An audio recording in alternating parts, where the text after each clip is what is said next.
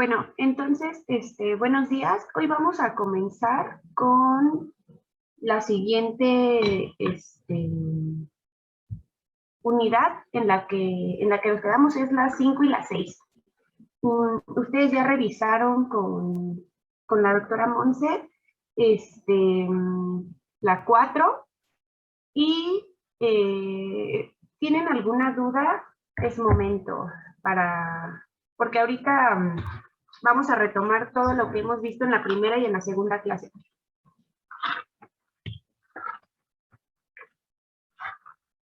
Yo, doctora, Dime. ¿podría repetir el término de simetría, por favor? Es que me confundí un poquito, entonces nada más para estar claros. Claro, claro. Déjame abrir la presentación de la de simetría y listo. Pero creo que ya sé por dónde va la pregunta. ¿Te refieres a la diferencia entre simetría y forma, ¿no? Simetría es Sí, simetría es digamos, el arreglo, ese arreglo hermético y perfecto que va a tener la cápside, y la forma es la forma que va a adquirir el virión, ya como tal, cuando nosotros lo podemos ver en una imagen. Ahorita te lo enseño, pero es por ahí, ¿no? sí, justo, doctora. Bueno, entonces, ¿te acuerdas qué tipo de cápsides teníamos? Era icosaédrica y helicoidal. ¿Sí? Ajá, y teníamos una más que era compleja. La compleja, ajá. ¿Y te acuerdas cuáles son pues más o menos qué imagen tenías tú de cada una? De la forma, pues, Ujú. la helicoidal es en forma de tornillo Ajá, y la icosaédrica es como un hexágono con varias caras triangulares. ajá. Es más o menos como siento que se congela mi imagen. Sí, exactamente. Hablando, por ejemplo, de la simetría, estamos hablando nada más de la cápside, ajá. Como por ejemplo, cuando vimos el virus de la rabia. Este virus tiene forma de bala, tiene una forma alargada. Ahorita ya se está abriendo mi presentación, pero tiene una forma, digamos, como alargada, como en, en un extremo va a tener una forma medio cónica. Esa es la forma que él tiene, ¿no? Tiene una forma de bala. Por adentro va a tener una cápside que va a ser helicoidal. A ver si te encuentro. Como tengo dos perfiles en Google, a veces me abre uno y a veces me abre el otro. Ya va. Y, por ejemplo, en el caso de, no sé, en el caso hablando de icosaedros, es la forma que va a tener la cápside. Bueno, es más bien la simetría que va a tener la cápside. Pero en el caso del virus, del adenovirus, es un virus desnudo. Entonces, digamos que no va a haber nada que lo envuelva, no va a tener esa parte de la membrana de la célula que lo va a hacer, digamos, que se vea como esférico, ¿no? Por ejemplo, un coronavirus, un coronavirus va a tener una cápside helicoidal. Sin embargo, va a tener una forma como el dibujito más o menos que tiene esta Monse en su foto de perfil. Va a tener una forma circular y va a tener proyecciones. Ajá. Esa, y aquí ya lo estoy abriendo, pero se vuelve linda.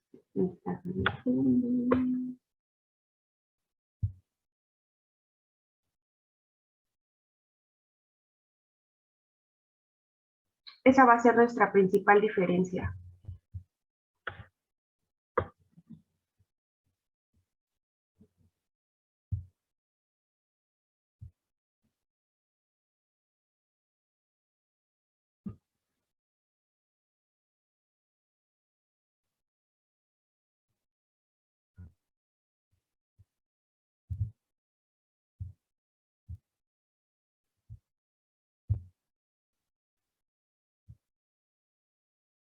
Voy a compartirles pantalla y listo.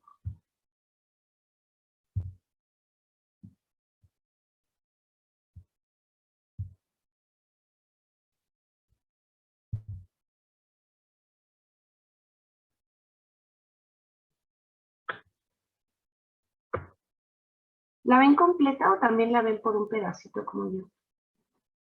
¿Sí la ven completa? Un pedacito. ¿Sí? Ya, ahora sí. Bueno, entonces estábamos hablando en la clase pasada que teníamos diferentes tipos de formas y de cápsides, ¿no? Específicamente hablando de cápsides, tenemos justo, como nos dijo Tania, helicoidal, icosaédrica y tenemos las complejas.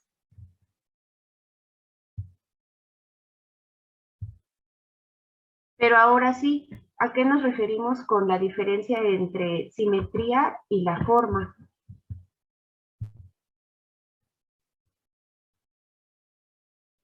Y bueno, específicamente hablando ahorita de la simetría que va a tener nuestra cápside, por ejemplo, este es el virus de la rabia, el que les estoy platicando, el rhabdovirus, que va a tener una forma de bala. Ajá. Si nosotros hacemos una microscopía electrónica y vemos una imagen de él, vamos a tener esta forma como alargada.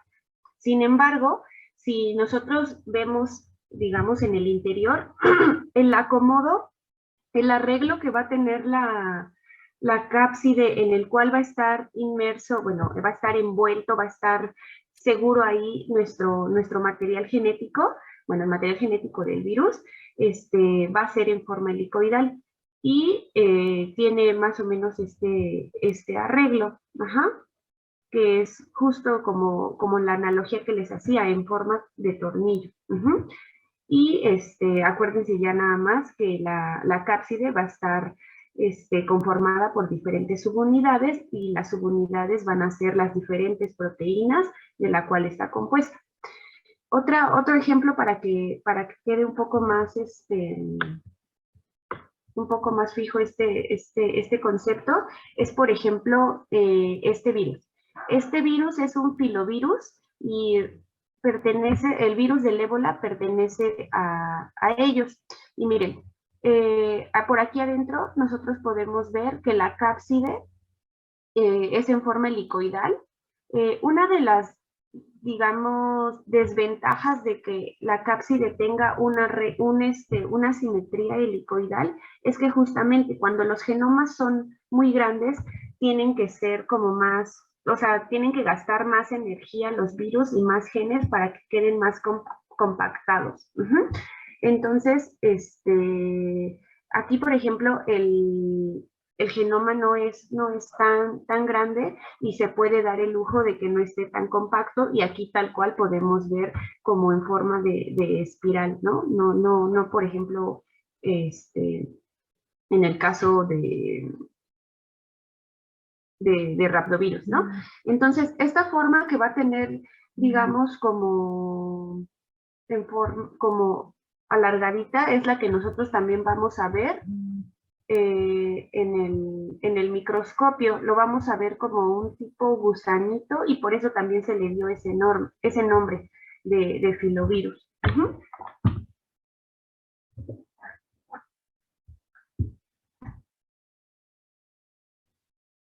Ya quedó más claro. Muchas gracias, doctora.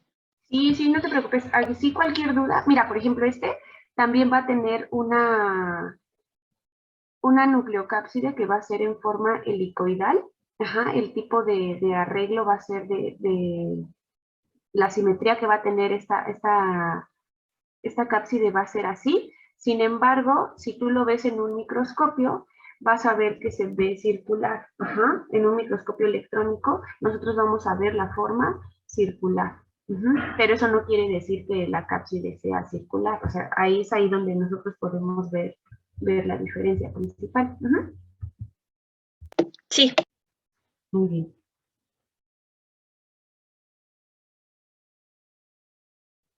¿Alguna otra duda que nosotros, Yo tengo una pregunta, doctora. dime? Entonces, cuando un virus está desnudo, tiene que ver con los lípidos, no con la proteína. No sé ¿Cómo? si me di a entender. Ajá, A ver, es que tienen, o sea, nos había comentado que había virus que eran desnudos y que no estaban desnudos, pero no tenía que ver con la cápside, sino con un recubrimiento que era que era conformada por lípidos. Entonces ahí ya me hice bolas. hay virus envueltos y hay virus desnudos.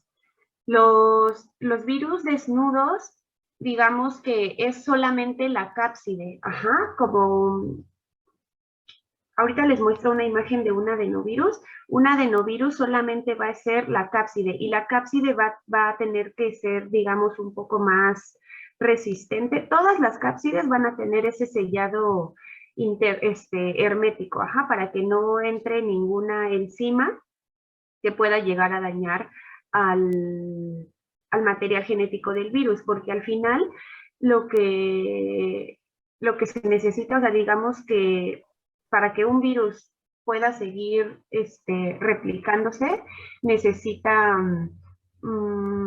forzosamente que el material genético llegue íntegro, ajá, llegue íntegro y pues entre a la célula para entonces poder hacer todas las copias de este material genético y con eso, ahora sí, tener muchísima más progenie viral. Eso en el caso, digamos, general de todos los virus. Te platico que hay virus envueltos y desnudos. Los virus, envueltos es porque no, ellos no tienen en el genoma una codificación para hacer lípidos. Simplemente los toman a la hora de, ya vamos a ver en la siguiente clase cuando vean ciclo de la replicación, cómo es que adquiere, ajá, cómo es que adquiere esa capa, esa parte de la membrana de la célula y los hace estar envueltos. Tiene la información de que necesita estar envuelto, pero no tiene los genes que van a codificar para que digamos, sinteticen esa envoltura. Esa se adquiere de la célula. Hay otros virus, los desnudos, por ejemplo, que ni siquiera tienen la información para decir, pues necesito obtener un poco de membrana de la célula. Déjame ver aquí en el chat. Medio vi de reojo. Tú te refieres a la parte de la nucleocápside. La nucleocápside es la cápside, como todos los virus van a tener una cápside, pero va a adquirir el concepto de nucleocápside cuando son virus envueltos, ajá, porque digamos que quedan justamente como lo dice el nombre, quedan en el centro, ajá, quedan en el núcleo, ajá, ya no va a quedar la cápside desnuda y va a andar bueno, así va a ser la forma del virión, sino que a la hora de que tiene la envoltura, ajá, la envoltura de la membrana adquirida por una célula, bueno, la adquirió gracias a la célula hospedadora, así es como va a quedar ahí inmerso. Déjame ver otra vez la presentación. Pero la nucleocápside es de los virus envueltos. Ajá. Doctora, entonces solo se puede tener nucleocápside o cápside, o sea, no puede como decir que los virus envueltos tienen ambas, solo es la con nucleocápside. Eh, pues sí, porque queda en el centro. Digamos que es su cápside, sí, es su cápside, pero a la hora de que adquiere la propiedad de ser envuelto, se convierte el concepto en nucleocápside. Ajá. Es, por ejemplo, el virus, el coronavirus, ¿no? Este coronavirus que es un SARS. La cápside es en forma helicoidal, sin embargo, está envuelto. Ajá. Esta envoltura la adquiere de la membrana de la célula hospedadora.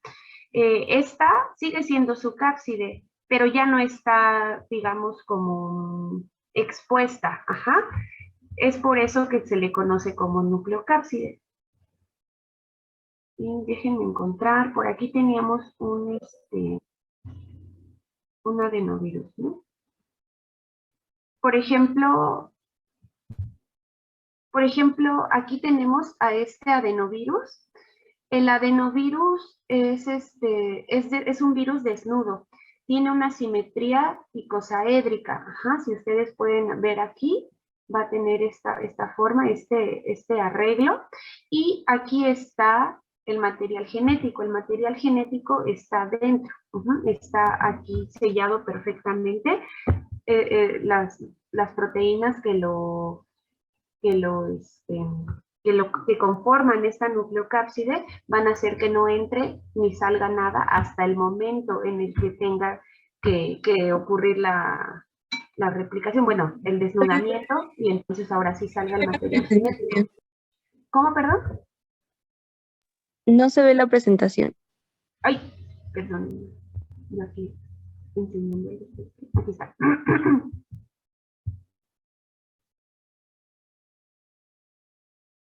Bueno, del que les estaba hablando es el que está en la esquina inferior derecha. Y es este adenovirus, les digo que tiene una simetría icosaédrica, la cápside. Este virus además es desnudo, por eso también tiene una forma icosaédrica. Ajá, si nosotros lo observamos en un microscopio electrónico, vamos a ver que va a tener esta misma forma. El material genético va a estar aquí adentro, va a estar bien protegido por esta cápside y tal cual no va a tener, vean, no tiene ninguna parte de lípidos adquiridos por la membrana. Y les estaba enseñando la siguiente imagen. Es, por ejemplo, este que nosotros acá tenemos es un coronavirus. Este coronavirus tiene el material genético en una cápside que tiene un arreglo helicoidal. Sin embargo, también va a tener una membrana. Una membrana, es un virus envuelto, va a tener una membrana adquirida por estas células hospedadoras, y si nosotros lo observamos al microscopio se va a ver de esta forma, ¿no? Pero aquí es donde entra el concepto de nucleocápside. La nucleocápside, al final la cápside tiene ese arreglo, pero al estar envuelta esa cápside, adquiere el nombre de nucleocápside. Entonces sí, este nombre, este concepto solamente va a ser propio de virus envueltos.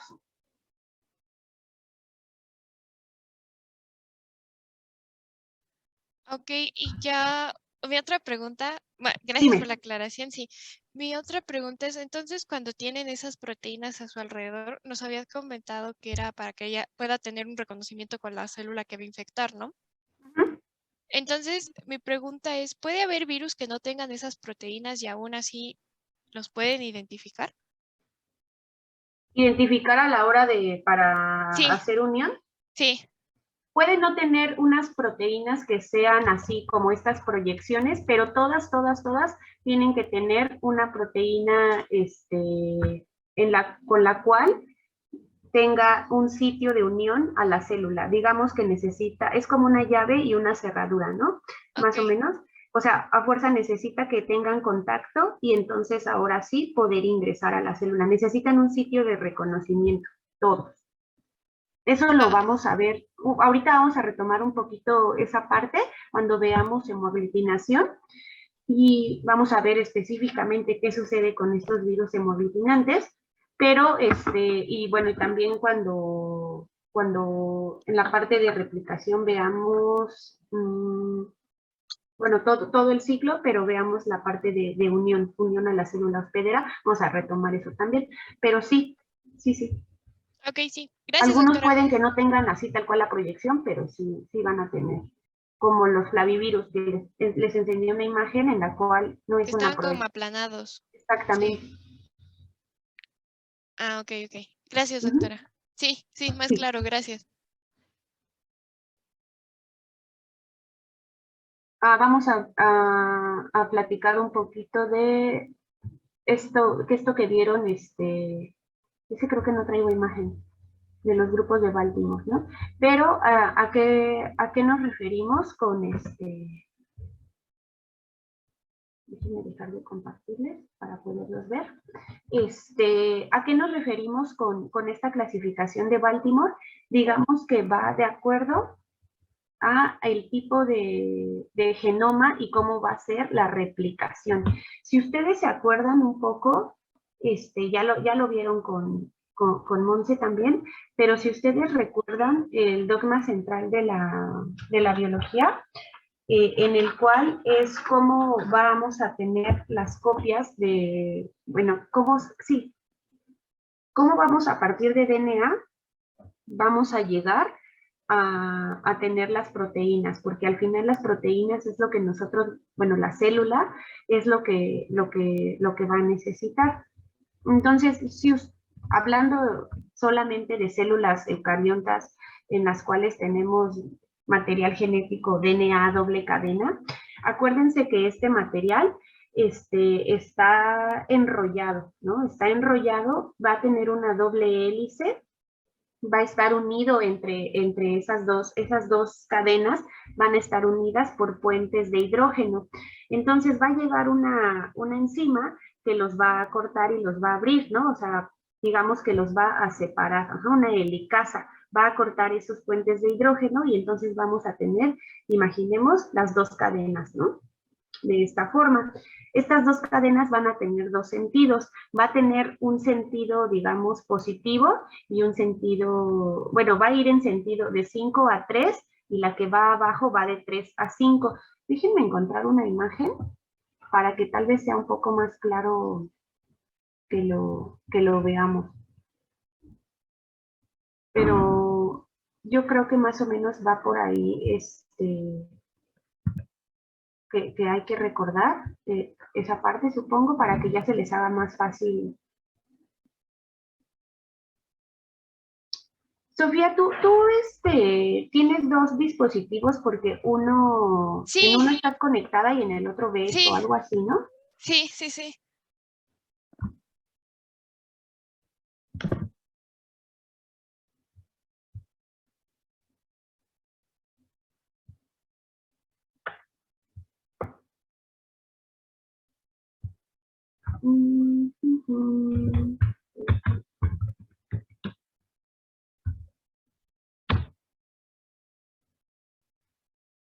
Estoy buscándoles la imagen, ¿eh?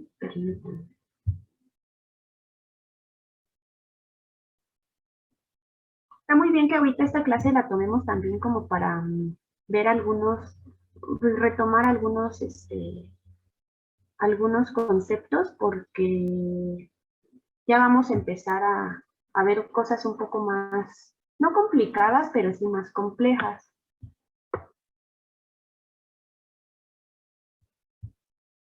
Y ahorita digamos que en esta clase es relativamente corta, vamos a tener un poco de tiempo. Si ustedes entran a la red y buscan el dogma central de la biología molecular, les va a salir esta imagen. Y entonces es lo que les estaba platicando Monse. Miren, de DNA, esto sucede en una célula eucariota normal, ¿no? O sea, nuestras células, ¿no? Tenemos el material genético en forma de DNA y este material genético se tiene pues que replicar, ¿no? Aparte, este DNA tiene que hacer una copia de RNA mensajero, y este RNA, digamos que va a llevar la información a los ribosomas para que en los ribosomas se produzcan proteínas.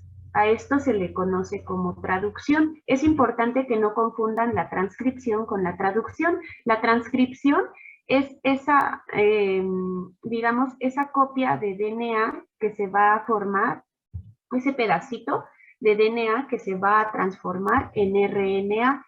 Y el RNA, a la hora de llegar a los ribosomas, digamos que dice, pues traigo un poco de información, aquí trabájenla. Pues va a ser una traducción, y es lo que va a formar en proteínas.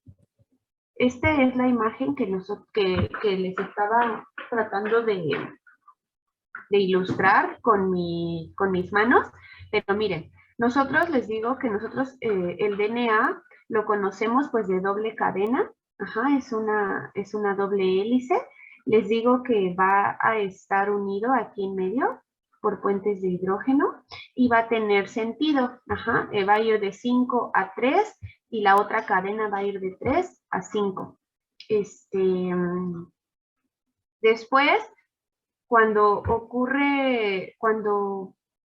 inicia el ciclo de replicación del DNA, necesitamos esta enzima que les digo que va a separar, la helicasa. Y entonces vamos a tener dos cadenas, las vamos a tener separadas. Y esas dos cadenas, digamos que van a tener, ahorita les enseño esta imagen del genoma, pero van a tener pequeños sitios y esos pequeños sitios son los genes que van a codificar para diferentes proteínas.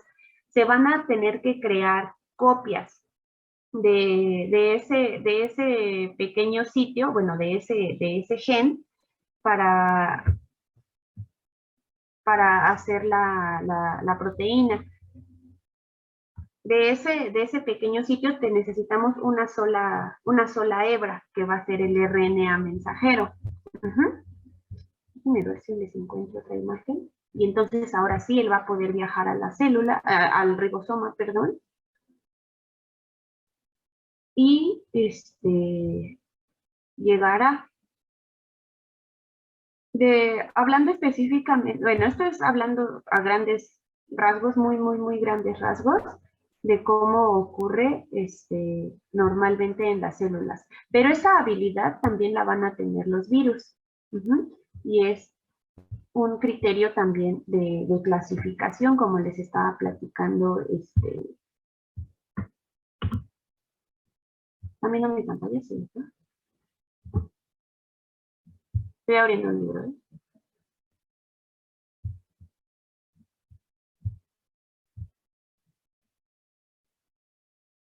Bueno, ahorita que abra mi libro. Entonces, como ustedes recordarán, tiene vamos a tener 7 grupos diferentes. No sé si Monse ya se desconectó, si ella quiere aclarar esta duda o se las enseño. Yo preferiría aclararla, pero hasta la siguiente clase que vamos a ver replicación, porque si no se va a pues ver sí. toda la información. Pues sí, perfecto. Nada más les iba a enseñar la imagen. La imagen igual se la subimos al grupo o al Classroom para que también la vayan, para que ustedes ahí la vayan viendo, ¿sí? Pero básicamente esta clasificación, y para que ustedes se les haga un poco más fácil a la hora de la siguiente clase con Monse, necesitan darle una repasada, pero buena, al dogma central de la biología molecular. Y eso en cualquier libro de biología celular lo van a encontrar.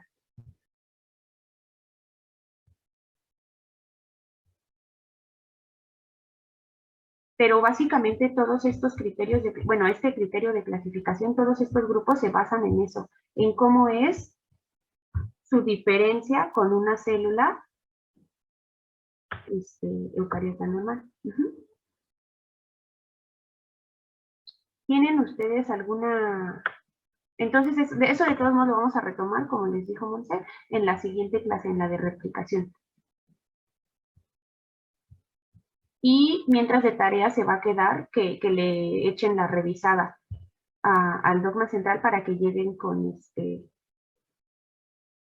más información a la siguiente clase, que es el viernes.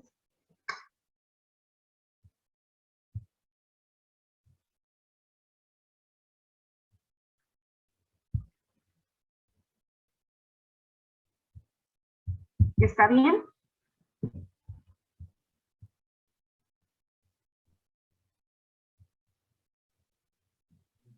Sí, Sí, doctora.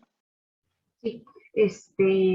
Sí, para que ya con todo se les haga un poco más sencillo. Solamente es cuestión de recordar. Ya está abriendo mi presentación. Les voy a compartir la pantalla para que ahora sí veamos esta siguiente parte. Que como les digo, son retomar algunos conceptos que ya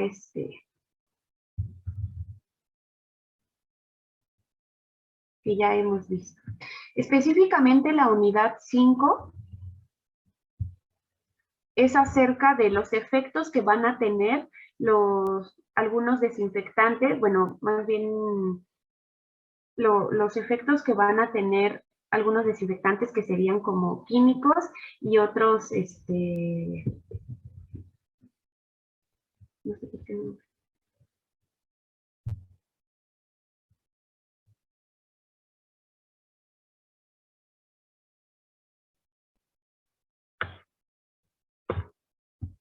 Entonces vamos a ver los efectos de los agentes químicos y físicos.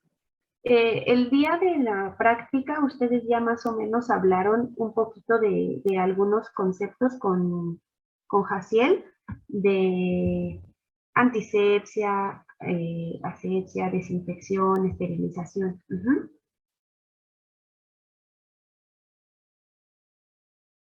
No sé por qué tengo tantas fallas en el compo. Pero bueno, mientras se los puedo ir platicando sin la presentación. Y les digo, vamos a ver esta unidad 5 y la unidad 6. Ya ustedes también tienen su temario que está en la página. Y nada más es recordar un poquito que ya me adelantaron esta chamba con estas preguntas, ¿no? Acuérdense que la envoltura va a ser adquirida entonces por la célula huésped. Algunos van a tener esa envoltura y algunos otros no. También van a tener, pues, normalmente todos los virus van a tener en su genoma van a tener la información para poder sintetizar proteínas estructurales y no estructurales. Las estructurales van a ser parte, digamos, de como tal el virus, ¿no? Y las habilidades que van a necesitar para poder unirse. Por ejemplo, las no estructurales ya específicamente van a ser para, por ejemplo, la replicación, ¿no? Ya lo van a ver en la siguiente clase. Y hablando de las glicoproteínas, son parte de las proteínas estructurales, pero aparte de eso van a tener un recubrimiento, ¿no? Un recubrimiento con estas azúcares. Y bueno, nosotros, pues ¿para qué, no? O sea, ¿para qué nos sirve conocer los efectos que van a tener estos agentes físicos y químicos en los virus? Pues lo estamos viviendo todos los días, ajá.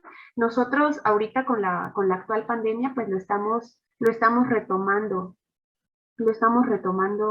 mucho más. Necesitamos, por ejemplo, desinfectar superficies, nuestras manos, nuestras manos tenemos que lavarlas, pero no nada más eso, también en el campo de la medicina específicamente de la medicina veterinaria, pues por ejemplo, también necesitamos conocer qué efectos van a tener, no nada más para destruir, sino también en algunos casos para preservar, ¿no? Por ejemplo, un animal sospechoso, no sé, de fiebre aftosa, que es de las enfermedades que todos los veterinarios tienen miedo, y los veterinarios de campo van a tener miedo, pues dicen, bueno, pues tengo una muestra, un animal que es sospechoso A y tomé la muestra. Bueno, entonces, ¿cómo voy a determinar si es realmente positiva o negativa a ese virus, si a lo mejor yo la traigo en el sol, a lo mejor no la metí a una hielera, o a lo mejor en mis clases de patología aprendí que necesito llevar para tomar mi muestra, necesito meterla en formol, por ejemplo. Ahorita vamos a ver qué aplica y qué no aplica con las muestras, con este tipo de muestras, ¿no? Para diagnóstico, por ejemplo. No sé, también para la conservación de vacunas. No sé si se acuerdan, por ejemplo, cuando decían, es que es muy imposible que a nuestro país lleguen vacunas Moderna o Pfizer, ¿no? Estas vacunas, acuérdense que, bueno, ya lo vamos a ir viendo más adelante, pero supongo que debido al contexto actual, ustedes ya tienen idea de que estas vacunas están hechas de RNA mensajero modificado. Entonces, por las características que tiene esta estructura, pues es como muy sensible a cualquier temperatura y por eso necesitaban que estuvieran en ultracongelación, ¿no? Y decían, no, pues es que va a ser muy difícil llevar esas vacunas, por ejemplo, a lugares muy remotos. Por ejemplo, cuando nosotros, no sé, participamos en campañas de vacunación, específicamente, no sé, de rabia, ¿no? Que es de las más comunes, una campaña de vacunación de rabia. Bueno, pues yo puedo traer mi vial ya reconstituido con la vacuna así, al aire, al sol. Bueno, vamos a ver para qué, ¿no? O sea, por qué no podríamos y por qué sí podríamos. Para eso nos va a servir conocer qué efectos van a tener estos agentes, ajá. O como les platicaba, para descontaminar alguna superficie o algún material después de una cirugía o alguna necropsia.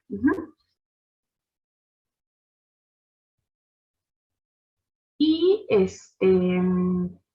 bueno, vamos a retomar estos conceptos que ya ustedes revisaron en la parte práctica con Jaciel. ¿A qué nos referíamos cuando hablamos de esterilización? ¿Se acuerdan? Cuando se eliminan totalmente los microorganismos. Ajá. ¿Yo puedo esterilizar mi mano? No, era la desinfección sobre un objeto inerte. ¿Pero mi mano está inerte? Solo son preguntas para ver, ¿eh? No crean que los esté realmente. ¿Mi mano está inerte? Si yo me la lavo, ¿la estoy desinfectando o la puedo esterilizar? Quiero acabar con todos los microorganismos en mi mano. No se puede.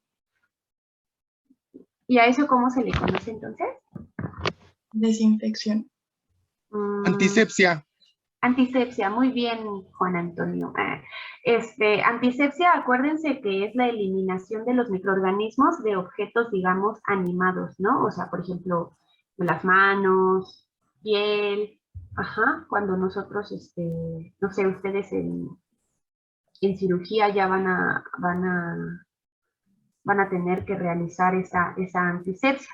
La desinfección, exactamente, es de objetos inanimados, ajá, se baja muchísimo, muchísimo la carga de microorganismos, pero no llegas a eliminarla por completo.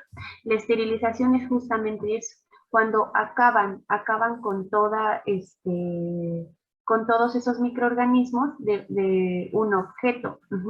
Pero ya para la esterilización necesitamos ya pues algunos requerimientos y pues, más sofisticados, ¿no? O sea, necesitamos temperatura. Bueno, ahorita vamos a ver más adelante cómo podemos llegar a la esterilización, pero ya no es cualquier cosa.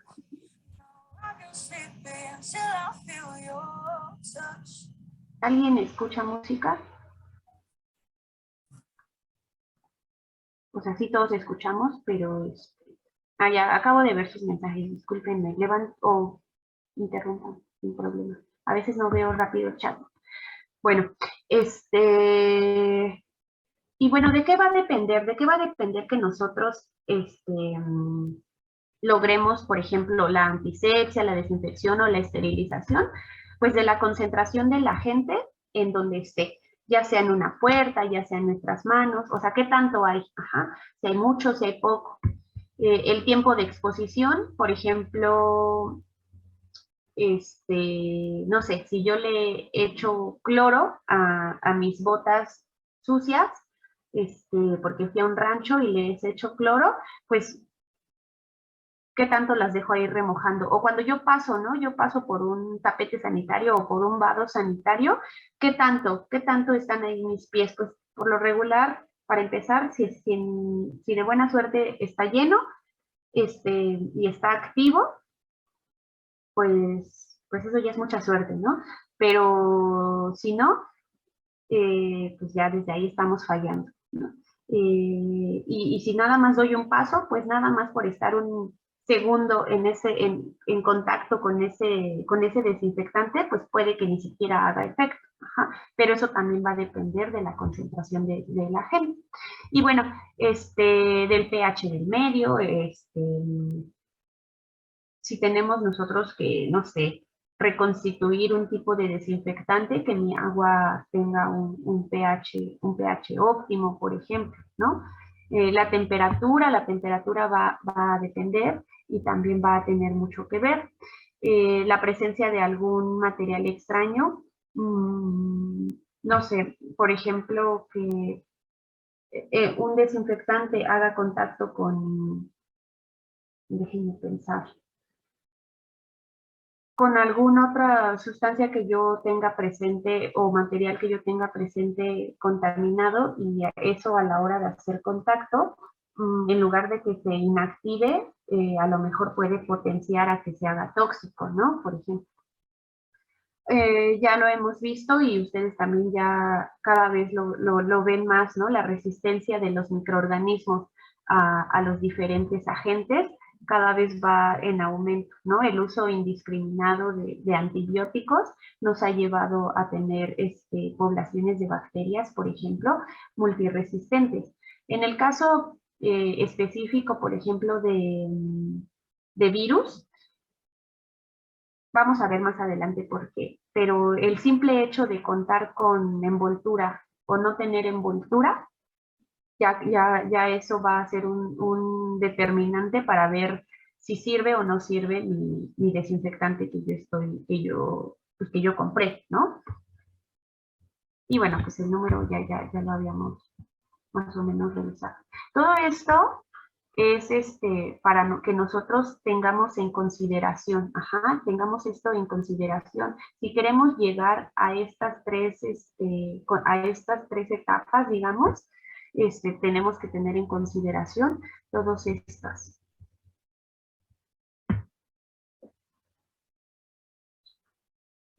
Y bueno, vamos a comenzar por los agentes físicos. Nada más déjenme ver algo rápido antes de...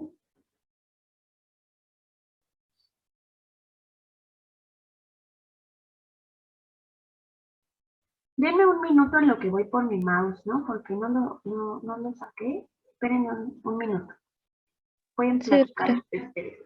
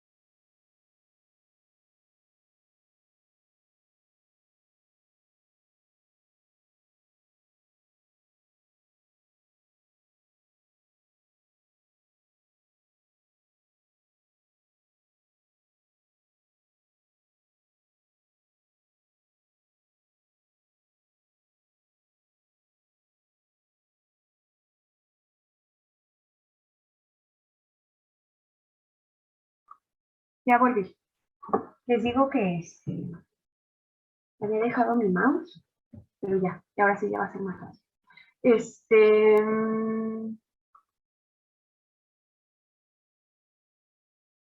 Déjenme compartirles la pantalla para ahora sí meternos al efecto que van a tener los agentes físicos. Ajá.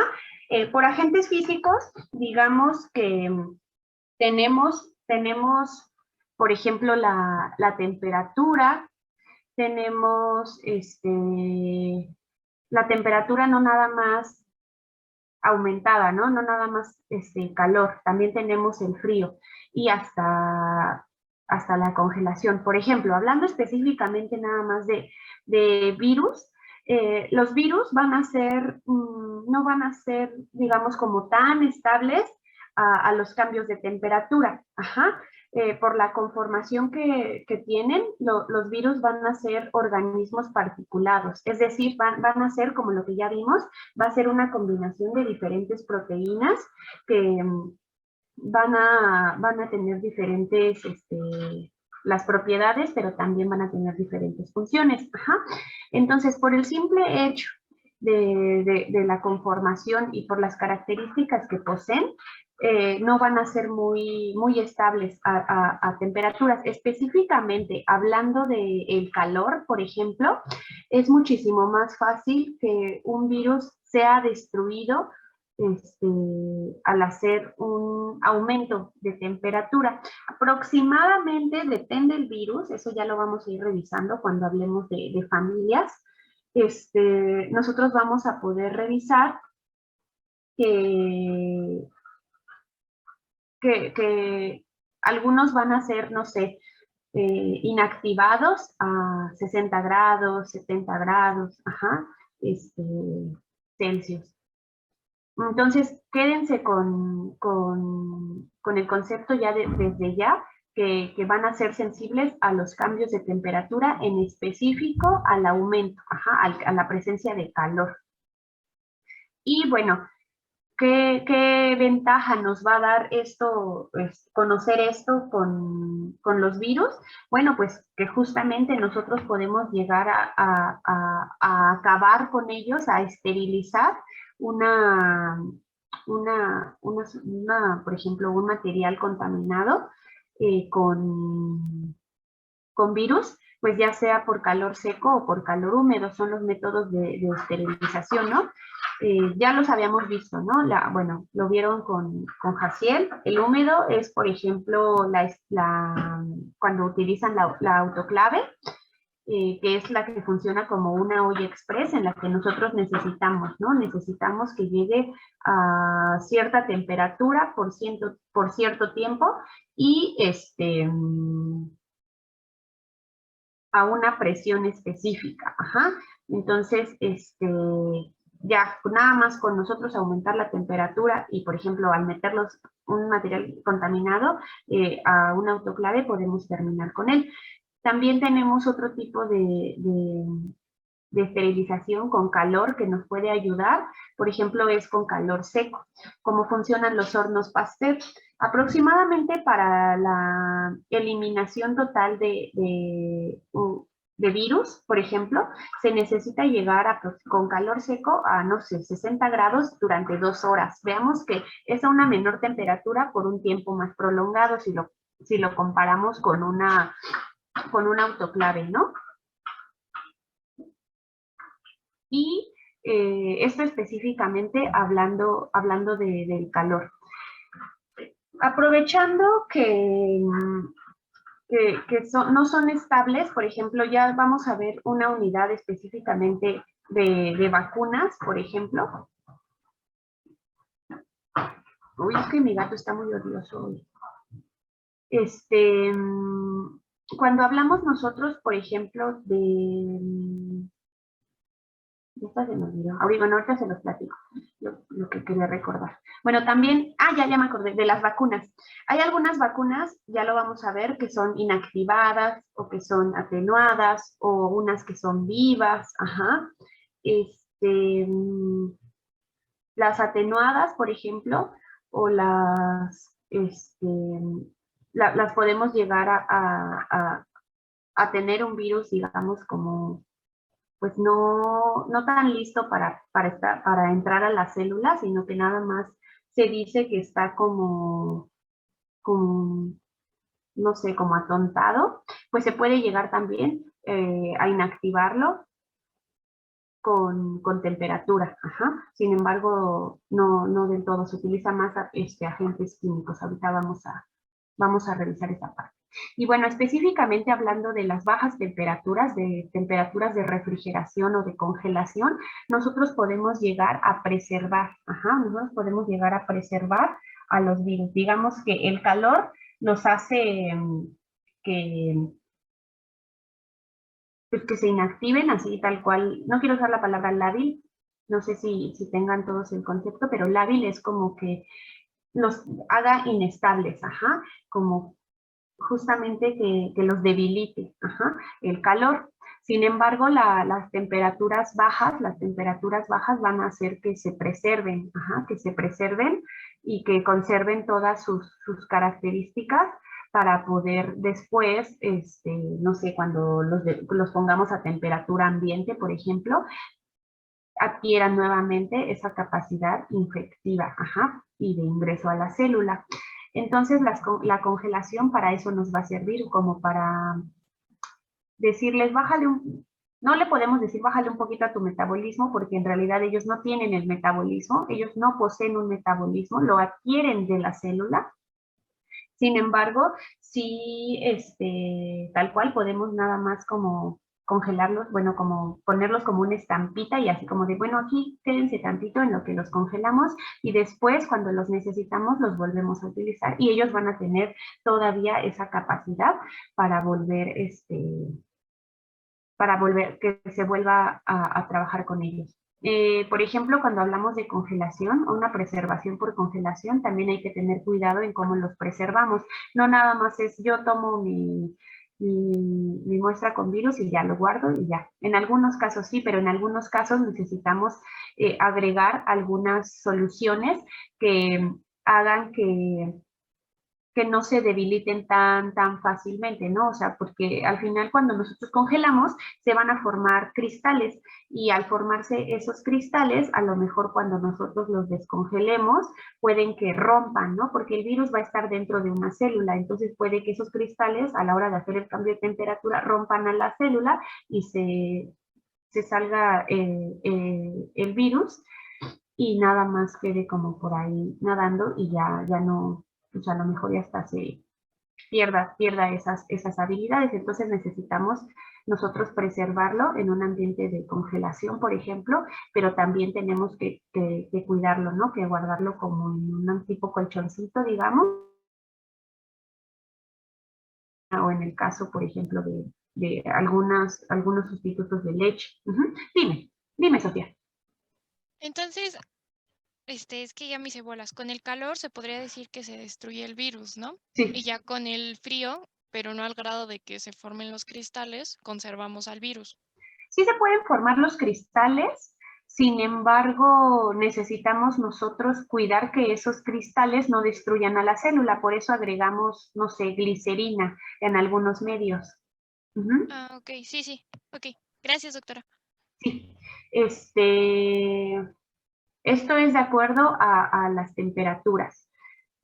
Por ejemplo, también nosotros podemos hacer que cambien o que también nuevamente se pueden modificar o destruir con radiaciones. ¿A qué voy? Ustedes son de sexto, sí les tocó ir a la facultad todavía, no todo lo han tomado en línea. Entonces, no sé si alguna vez pasaron, ¿saben dónde está el departamento de cerdos? No. Sí. Bueno, el departamento de cerdos está en medio de el edificio de la biblioteca y la cafetería. Ahí en medio, abajo. Todo ese pasillo te lleva hasta necropsias y luego ya sales como al estacionamiento. Bueno, si ustedes alguna vez pasaron en la tarde-noche, ya cuando ya estaba como las 7, ya estaba medio oscuro. No sé si alguna vez voltearon los que pasaron por ahí. Se veía una luz como morada. O sea, tú volteabas y dices, bueno, ¿por qué hay una luz morada? Y les platicaba que en el departamento de cerdos hay un área de virología en el cual tienen un laboratorio tipo BCL3, ¿no? Donde trabajan ya, por ejemplo, con influenza, ¿no? Creo que, no sé si trabajan con la pandémica, pero sí trabajan con influenza. Entonces ya es considerada, para trabajar a ese nivel de bioseguridad. Bueno, a lo que voy es que ellos luego tenían esa luz prendida como luz morada y era una luz ultravioleta.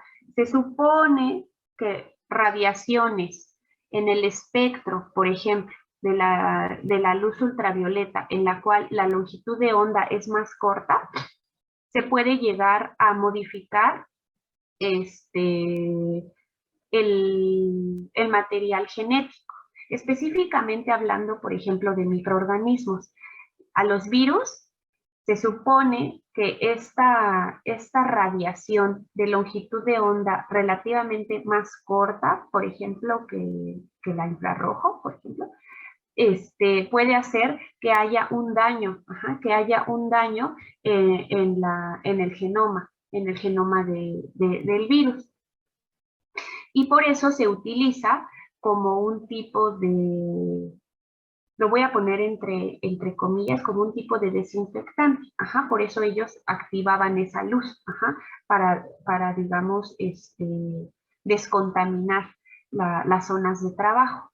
Sin embargo, la luz ultravioleta se sabe que sí puede llegar a inactivar, pero también se pueden llegar a formar algunas sustancias que pueden ser tóxicas, ¿no? Por ejemplo, al estar en contacto la luz ultravioleta con el oxígeno, se pueden llegar a formar, se llega a formar ozono, y este ozono en exceso también puede llegar a ser tóxico para las personas, y además de que se formó, ni siquiera tendría que estar como mucho tiempo en contacto el virus con la luz ultravioleta para que se llegue a destruir, para que ese material genético pueda llegar a tener daños que pueden afectar a que después se pueda replicar. Se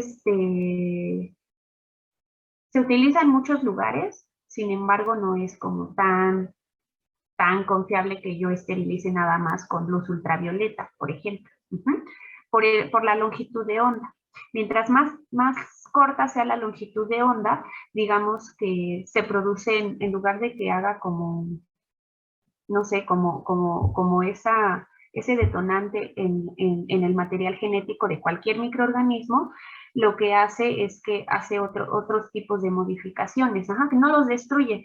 Por ejemplo, hablando de los rayos X y de los rayos gamma, que también se llegan a utilizar como para inactivar virus o modificarlos, lo que se hace con este tipo de radiación, que son de longitud de onda muchísimo más corta que, por ejemplo, la ultravioleta, es que el cambio en el genoma viral ya es más evidente, pero puede llegar a producir mutaciones, y no nada más en microorganismos, también en los seres humanos. Por eso nosotros tenemos que tener mucho cuidado cuando trabajemos con rayos X, tenemos que tener un equipo de protección, por ejemplo, ¿no?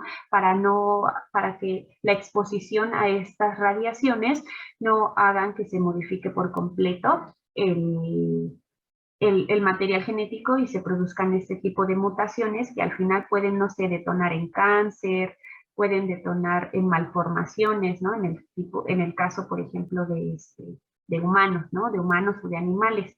Específicamente hablando de microorganismos, pues puede haber mutaciones, puede haber cambios en el genoma que van a ser desfavorables y entonces, no sé, hubo un cambio en el gen que codifica para la polimerasa y esta polimerasa es la que nos ayuda a la replicación, ¿no? Bueno, pues ya se logró esa modificación a ese nivel, pues ya no se va a replicar, ¿no? Eso es lo que se busca, a la hora de tratar a los microorganismos con este tipo de radiaciones. Sin embargo, pues sí hay que tener cuidado con su uso y la verdad es que esterilizar con rayos X no es muy seguro y además no se utiliza mucho en la vida cotidiana. Ujú. Lo que más se podría llegar es, por ejemplo, con los rayos ultravioleta.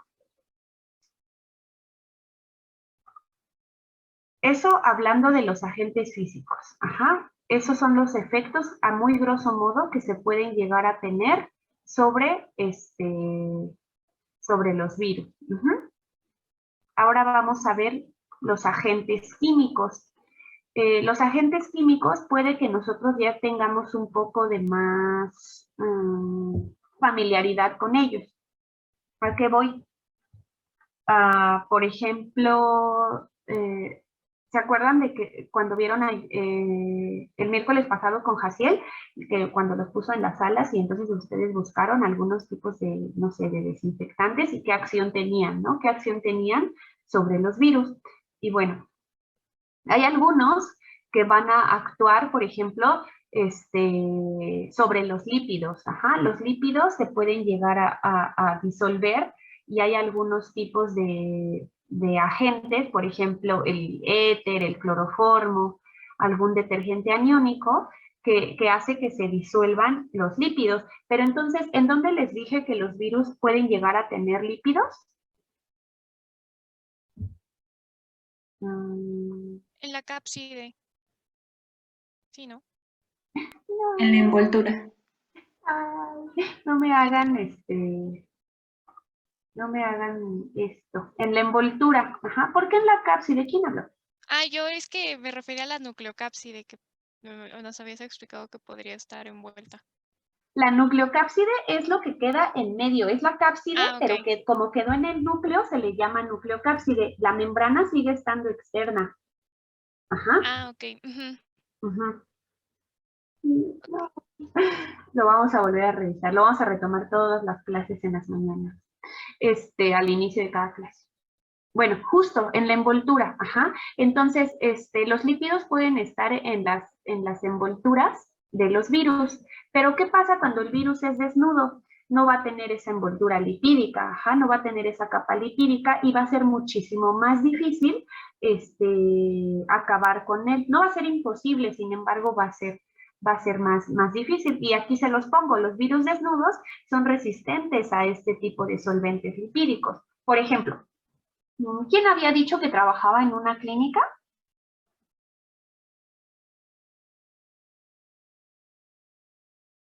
¿Nadie trabajaba en una clínica de perros y gatos? Bueno, no se preocupen. Carla, por ejemplo, les ha llegado casos de parvo, ¿no? De parvovirus. Canino o felino, también hay parvovirus felino. Y les dice, no sé, el encargado, después de que se va el perrito hospitalizado, hay que limpiar súper bien, porque a lo mejor, no sé si se ha dado en ese sitio que llega un perro sano y se infecta de parvo, porque a lo mejor no hicimos una adecuada limpieza, ¿no? Una adecuada desinfección de nuestras áreas, de nuestras jaulas. ¿Y por qué? O sea, ¿por qué se podría? Pues yo la veo, o sea, yo la veo con, pues, le eché jabón y agua, o sea, ¿por qué no se acabó? ¿Por qué no se fue el parvovirus? Y ya ahora ya un cachorrito que fue a vacuna ya se enfermó. Pero pues ¿por qué? Porque justamente el parvovirus, el conocer las propiedades que van a tener los virus nos puede llevar a muchísima información. Por ejemplo, esta, ¿no? Los parvovirus son virus desnudos. La cápside es muchísimo más resistente, o sea, puede soportar, puede soportar a que yo pase con mi agua y jabón y de todos modos, o cloro, por ejemplo, puede soportarlo y no se acabó, no se fue. Y por eso puede que en muchas clínicas, y eso es un caso súper común, que en muchas clínicas haya contagios, ahí mismo se realicen los contagios por a lo mejor no es que yo no sepa, a lo mejor es que lo que no supe es qué desinfectante utilizar, o a lo mejor no es que no sepas qué desinfectante utilizaron o no, simplemente que le puse muy poquito, ¿no? Y la concentración también va a ser un detonante, un aspecto súper importante que nosotros tenemos que cuidar. O por ejemplo, ya me dieron el desinfectante máximo que es para casos de parvovirus y ahora sí mi clínica va a quedar súper limpia. Pero pues yo lo he hecho, está todo con diarrea, está la jaula así llena de diarrea, pues lo he hecho, no importa porque ya voy a desinfectar. Eso también puede llegar a afectar la presencia de materia orgánica, puede llegar a inactivar algunos agentes desinfectantes. Eso también tenemos que tenerlo en consideración. O sea, todo esto que estamos revisando, pero además, pues, volvemos a retomar la diapositiva del inicio, ¿no? Donde veíamos que el pH, la temperatura, porque también algunos desinfectantes actúan mejor a pH ácido, ¿no? Por ejemplo. Pero yo a la hora de que lo combino con otro, cambia completamente ese pH y entonces ahora sí, ya no funciona, ya no inactiva a mis virus. ¿Sirve poner alcohol en la mesa y prender fuego para eliminar virus desnudos? Pues el alcohol como tal es ahorita vamos a revisar qué efecto tiene el alcohol, pero pues el aumento de la temperatura tendría que acabar, sin embargo está muy peligroso, tengan cuidado. Puede ser que sí se vea bien, sin embargo hay que tener cuidado con el fuego, eventualmente se va, digamos, como a consumir todo el alcohol, pero si tiene contacto con otro, ya vale. Entonces, de preferencia, mejor hay que limpiar, hay que bajar toda la carga de microorganismos con agua y jabón y después utilizar un desinfectante específico, para el tipo de agente. Por ejemplo, estos agentes oxidantes que van en contra de su blanco, digamos, son las proteínas y los ácidos nucleicos. Estos agentes oxidantes los podríamos utilizar para virus desnudos, por ejemplo. Y bien conocemos al hipoclorito de sodio. Este hipoclorito de sodio es la forma líquida del cloro, del cloralex que nosotros podemos llegar a comprar. Ese funciona muy bien, por ejemplo, ¿de qué dijimos que estaban hechas las cápsides?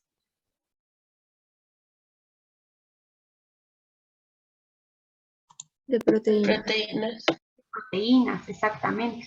Entonces, si este agente oxidante que va contra proteínas y ácidos nucleicos, ¿yo lo puedo utilizar para un virus desnudo?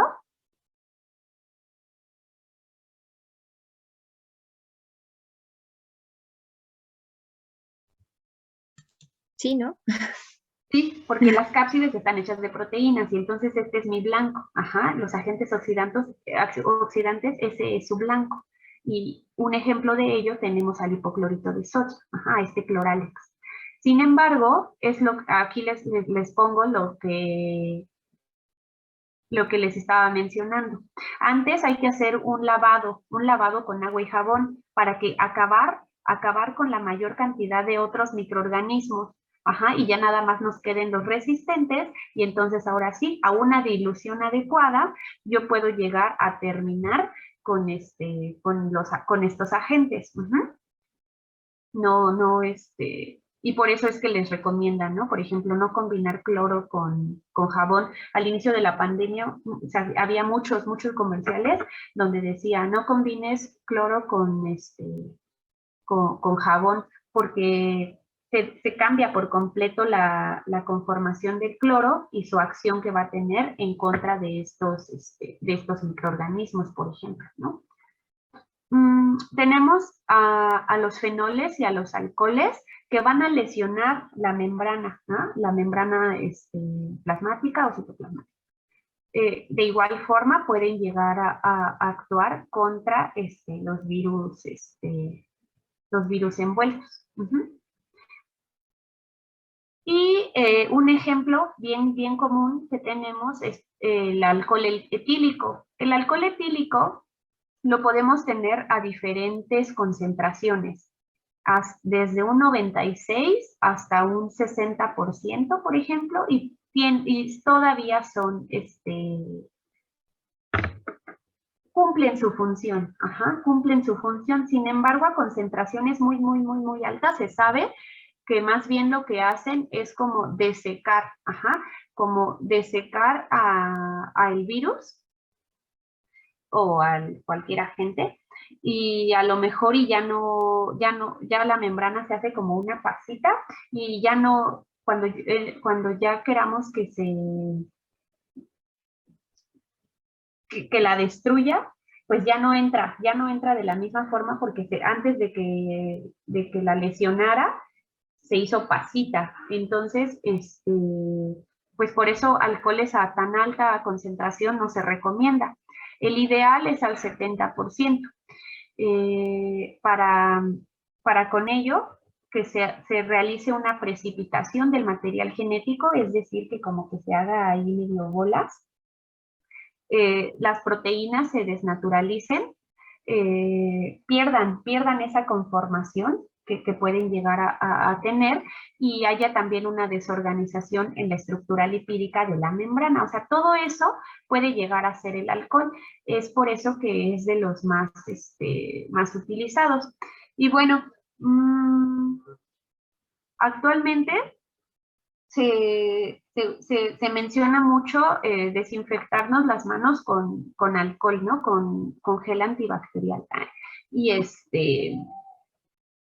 ese gel antibacterial se recomienda que esté a una concentración, ¿no?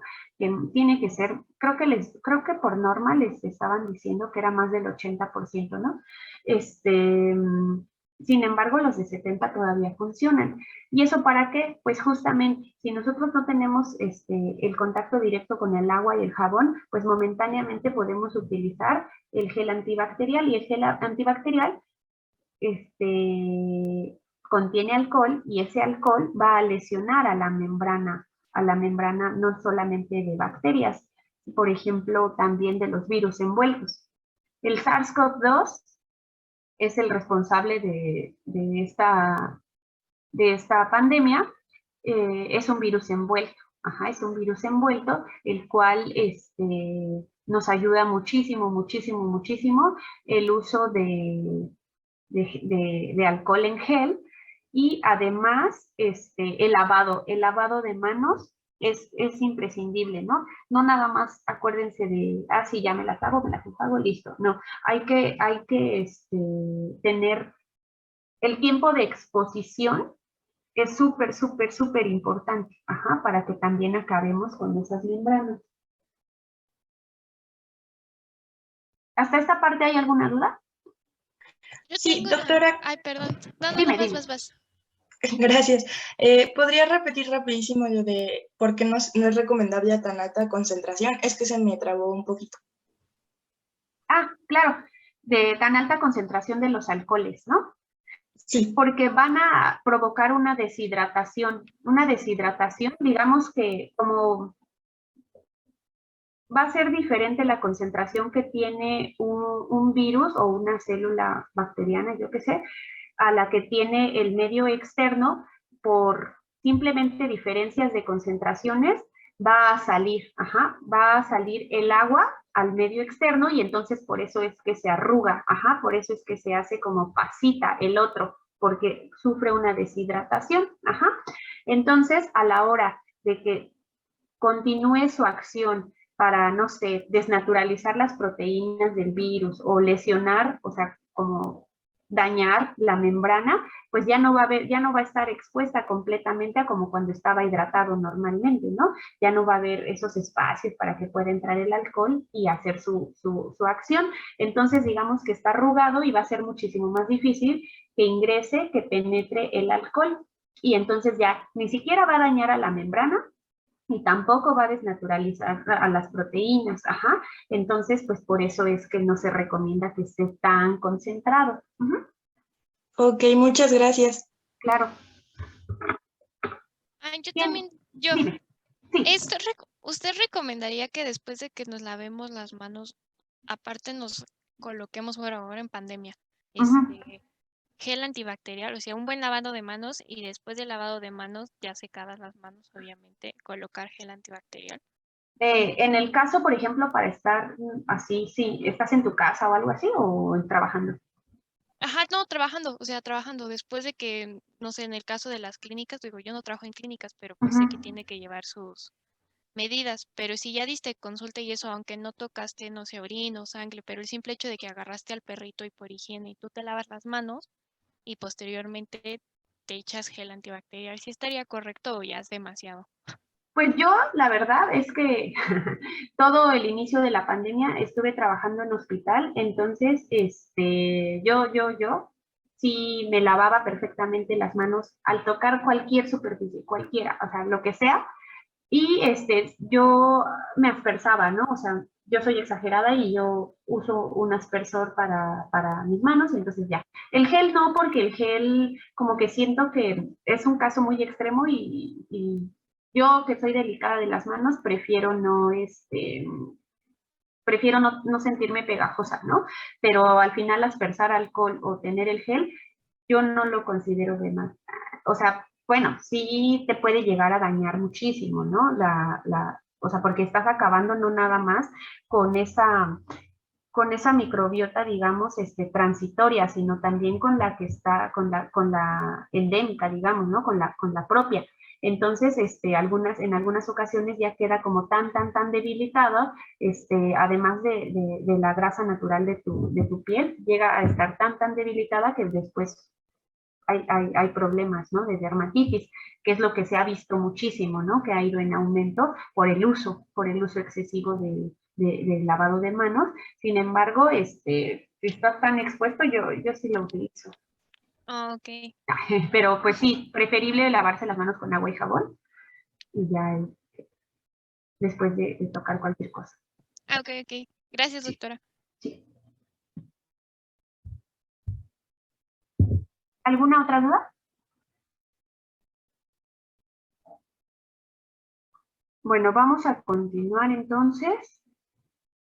Bueno, esta es digamos, toda la parte más importante del efecto de estos agentes que van a tener con los virus, los físicos y los químicos. Los vimos, o sea, yo les menciono como los más importantes, pero al final estos grupos son las acciones que van a llegar a tener y vamos a tener muchísimos ejemplos como los que ya ustedes habían revisado el día del ejercicio con Jaciel.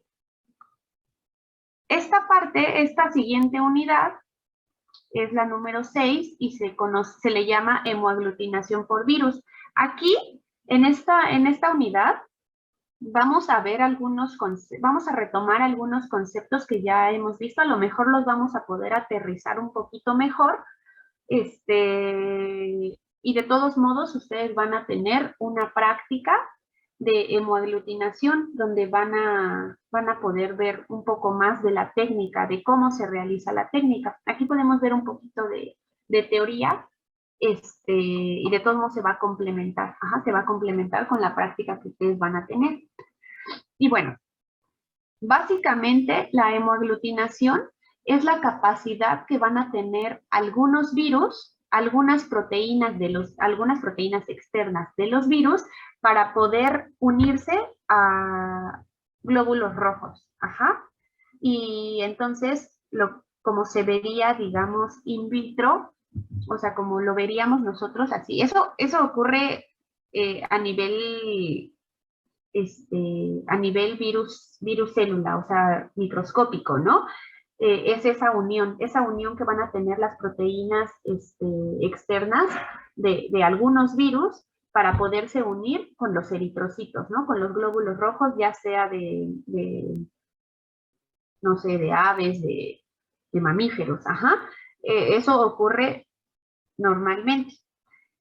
Sin embargo, si nosotros ya lo vemos, lo podemos llegar a observar con nuestros ojos, se ve como, tengo una imagen, se ve como espolvoreado, ¿no? Se ve como arenita, ¿no? Y a eso se le conoce como aglutinación. Por eso va a adquirir este nombre. Ajá, justo como unos grumos. Ujú. Se van a ver como salecitas. Ajá. Y bueno, ¿qué es lo que va a hacer que se forme esto a nivel, digamos, microscópico? Bueno, hay algunos virus que van a tener algunas proteínas externas que van a poder unirse con estos glóbulos rojos. Pero no todas las proteínas externas van a poder hacer eso, no todas, ajá, solamente algunas. Por ejemplo, en el caso específico del virus de la influenza, el virus de la influenza, ustedes no sé si se acuerdan, ya lo vamos a ir viendo poco a poco, pero nada más como para ir tomando un poquito. El virus de la influenza tiene como nombre y apellido, ¿no? Influenza tipo A, H1N1. Sí les suena a que digan H7N9, H5N1, o sea, que tienen como nombre y apellido. ¿Sí se acuerdan? ¿Lo han visto en las noticias o lo han leído en alguna Sí, Ajá. Entonces, ¿a qué se refiere esto? Bueno, a que en las proteínas, dentro de sus proteínas externas, tienen una que se les conoce como hemoaglutinina y una N que es neuraminidasa. Y bueno, los cambios que ocurren en estas proteínas que lo hacen diferente entre el H7 y N5, por ejemplo, es porque ocurren cambios a nivel de estas proteínas. Cuando veamos específicamente ya esta familia, lo vamos a retomar, ajá, y genética viral también lo vamos a retomar, es en dónde ocurren estos cambios, ajá, y por qué cambian estos números, ajá, por qué no, y las hacen diferentes, y las hacen tan diferentes. Pero bueno, esa H y esa N viene de estas dos proteínas externas, que es la hemaglutinina y la neuraminidasa. En el caso específico, por ejemplo, del virus de la influenza. Y bueno, ¿qué tiene que ver eso con este efecto que ocurre? Que la hemaglutinina tiene la capacidad, es muy afín, o sea, le gusta mucho unirse al ácido siálico o al ácido neuracetilneuramínico. Este ácido está súper presente en muchas células de mamíferos, incluyendo al humano, por ejemplo, y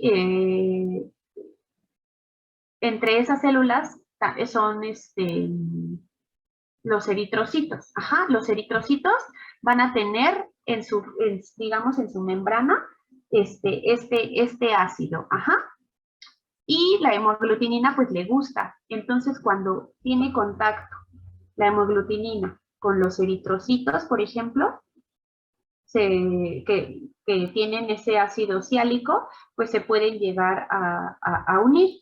Sin embargo, este ácido siálico no nada más va a estar presente en los eritrocitos, también va a estar presente en otras células. Ajá.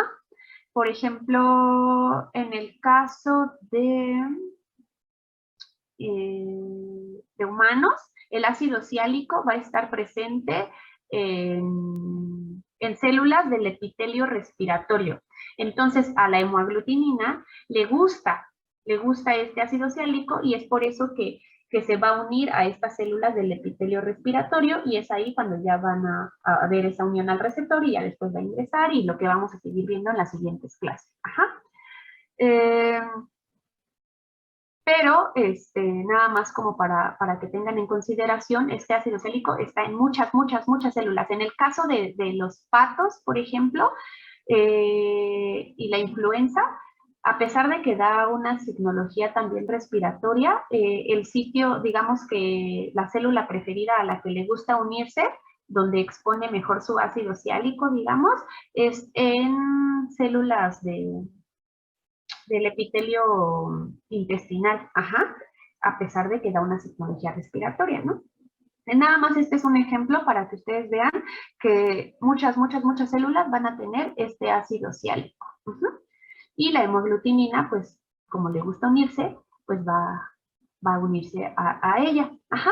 Y, por ejemplo, específicamente el ácido ciálico en el sitio donde tiene no me quiero meter como a cosas tan químicas para no confundirlos, pero en el sitio, por ejemplo, donde tiene exposición a una galactosa, es ahí donde va a ocurrir la unión con la hemoglutinina, por un enlace no covalente.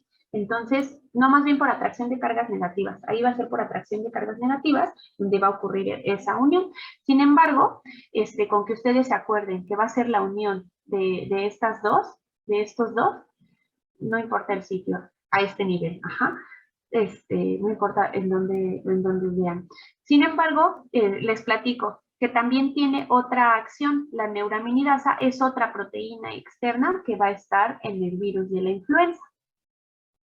Por ejemplo, bueno, y pues, ¿para qué me va a servir la neuraminidasa? La neuraminidasa va a hacer un corte, va a hacer un corte para que se separe el ácido ciálico de la hemaglutinina, después de que se separen, digamos que ya va a ocurrir la elusión, va a hacer la separación y nuevamente ya no se van a ver los grumos que se veían al inicio. Esto ocurre normalmente en la naturaleza, digamos. Tiene que haber, aparte, después de que ya hubo esa unión, tiene que haber ese corte para que entonces ahora sí se haga la exposición y puedan entrar. Eso ya no lo vamos a ver ya más adelante. Sin embargo, ahorita nada más acuérdense que la neuraminidasa va a realizar un corte. Ahorita vamos a ver cuál es la importancia de que realice ese corte a nivel, digamos, diagnóstico. Y bueno, aquí nada más, no me quiero meter tanto, pero por ejemplo la hemoglutinina también es una glicoproteína y les digo que las glicoproteínas van a tener azúcares, ¿no? Azúcares externas. En este caso, pues va a tener galactosa y es ahí donde se va a unir el ácido ciálico. Nada más como para que hagamos este clic, ¿no? De que esta glicoproteína, su azúcar es la galactosa y es ahí donde se une el ácido ciálico. Y en medio de esas dos, de esta unión, es donde va a actuar la neuraminidasa. Bueno. Acá les pongo una imagen, digamos ya como, bueno, acá del lado izquierdo tenemos a nuestra hemaglutinina, que es una proteína transmembranal, que va a atravesar tal cual la membrana, bueno, la envoltura, digamos, del virus. Y acá arriba están sus motifs de azúcares. Pero bueno, acá la podemos ver ya con un poco de más detalle y podemos ver, ¿no? Que tiene esta conformación, el arreglo, digamos, cuaternario de esta proteína va a tener como una cabeza globular, Pero bueno, eso ya lo podemos ir viendo más adelante. No me quiero meter como en tanto, porque si no, nunca acabaríamos. Pero bueno, entonces, esta capacidad de hemoaglutinación que tienen algunos virus, nosotros los podemos aprovechar. Nosotros para el diagnóstico o para la vigilancia epidemiológica las podemos utilizar. Y bueno, más o menos aquí se ilustra, por ejemplo, este es el virus y este es el eritrocito. El eritrocito, acuérdense, tiene sitios donde hay ácido ciálico, y el virus, en este caso la hemaglutinina del virus de la influenza, le gusta, ¿no? Le gusta el ácido ciálico y es ahí cuando ocurre la unión. Y bueno, ¿para qué les puse esta imagen? Esto de las diluciones todavía no lo imaginen, que todavía no está. Ajá. Esto lo vamos a ir viendo más adelante en la práctica y entonces ya van a ir haciendo clic para que no se lleven ahorita como que, ay, ¿por qué vemos tanto? No, no, no. Ahorita nada más vean estos puntitos. Miren, este se ve como un botoncito, ¿no? Así como todo se fue un sedimento. Ajá. Ujú. Y, por ejemplo, esto se ve como todo, como una mezcla ahí, como, digamos, medio heterogénea, ¿no? Digo, perdón, homogénea. Ahí se ve una mezcla medio homogénea. Ajá. Estos son los grumos que nos estaban mencionando. Ay, no me acuerdo quién. Wendy. Ajá, estos son los grumos que se pueden llegar a observar y es esto. Ajá, es esto a nivel, digamos, ya como macroscópico. Ajá, nosotros podemos llegar a observar que se ve como una, como arenilla, ajá, como agua con arena, como que se ven ahí como unos tipos arenillas en el agua. Bueno, pues así es como se ve una reacción positiva a la hemoaglutinación macroscópicamente. Una reacción negativa, pues no va a haber unión, o sea, si un virus no tiene la hemaglutinina, un virus no, pues no se va a unir a los eritrocitos, pues los eritrocitos van a quedarse libres y el virus también se va a quedar libre. Nadie se va a unir y entonces eventualmente con el tiempo el virus se va a ir al fondo. Ajá, se va a ir al fondo y es ahí que vemos este sedimento. Y bueno, específicamente hay muchas familias virales que pueden llegar a tener esta capacidad hemoaglutinante. Por mencionarles algunas, la familia Adenoviridae, Orthomyxoviridae y Paramyxoviridae son de las más, digamos, que tienen más géneros de virus que tienen estas capacidades. Sin embargo, no todas, ¿no? Y aquí, por ejemplo, faltaría, no sé, meter una Coronaviridae. Los coronavirus también tienen algunos, no todos, tienen la capacidad hemoaglutinante. Ajá, tienen algunas hemoaglutininas externas. Ajá. Esto lo vamos a ir viendo poco a poco conforme estemos revisando las familias virales. Cuando veamos las familias virales y veamos tipo de diagnóstico, vamos a decir, pues tiene capacidad hemoaglutinante. Se puede realizar una inhibición de la hemoaglutinación, por ejemplo, para el diagnóstico. Pero eso lo vamos a ir revisando poco a poco, porque si yo ahorita les pongo todas, o sea, les pongo un cuadro con todos los virus hemoglutinantes, pues no tiene caso. Solamente ahorita con que veamos cómo ocurre este fenómeno. Y bueno, una reacción positiva es porque hubo una unión y se ven así como medio granular. Una reacción negativa, pues no hay quien los una y los eritrocitos se van a ir al fondo. Sin embargo, les platico que este fenómeno que ocurre normalmente fue descrito por primera vez por un señor que estaba trabajando con embriones de pollo y con virus creo que de influenza. El chiste es que se le rompió un capilar, estaba cosechando, ya más adelante vamos a ver a qué se refiere con que estaba cosechando, ¿no? Pero bueno, estaba cosechando y entonces vio que ocurría esto y que se veía ese granulado y decía, bueno, ¿por qué? Y ya poco a poco se fue investigando para conocer este fenómeno. Y bueno, nada más es un pequeño ejemplo de estas familias y de que tiene en su exterior algunas proteínas que tienen esta capacidad de unión con los eritrocitos. Les menciono que esto que ocurre en la naturaleza lo hemos utilizado, por ejemplo, para pruebas diagnósticas. Sin embargo, hay que tener mucho cuidado porque yo, por ejemplo, puedo ver una reacción positiva y hasta acá puedo ver una reacción negativa. Sin embargo, puede que sea una reacción positiva, pero yo me tardé mucho en ir a revisar. Fui por mi café, fui a leer, yo qué sé, y me tardé mucho en ir a revisar y veo que está el sedimento. Pues es negativa, este virus no es hemoaglutinante.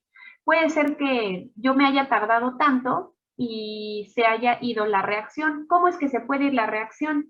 Pues porque ya les había platicado que existe una enzima, bueno, más bien existe una proteína, perdón, que puede hacer un corte, puede hacer un corte y puede hacer la separación, y esa es la neuraminidasa, es esta. Entonces, la neuraminidasa hace estos cortes, hace esta elusión, depende de la temperatura, pero también depende del tiempo. Entonces, si yo fui y me tardé 1 hora y vengo a leer mi prueba, digo, no, pues es negativo porque está sedimentado. Pues eso no es válido porque no estuve ahí para observar, la reacción es casi inmediata.